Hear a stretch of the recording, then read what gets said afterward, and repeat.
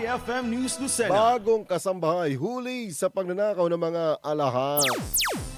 Arestado si alias Melinda sa kasong pagnanakaw ng alas 10 ng umaga nitong nakarang Lunes sa isang subdivision sakop ng barangay Talaibon or Talaibon, Ibaan, Batangas.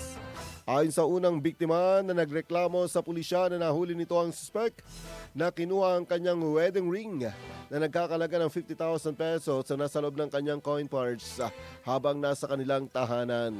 Sa investigasyon ng kapulisan, ang suspect ay kasambahay ng mga biktima simula noong June 3. Napansin ng mga biktima nang pumasok ang kanilang kasambahay na napansin nila na may mga nawawalang alahas sa kanilang bahay. Dito na sila nag-umpisa na usisain ang bawat galaw nito.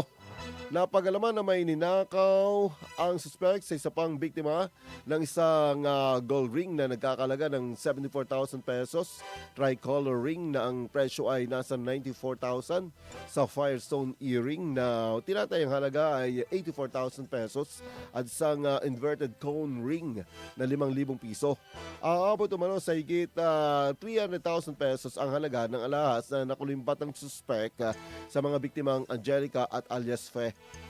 Ang mga nasabing alahas na ninakaw ay ibinenta umano sa isang nagngangalang Jonel Flores.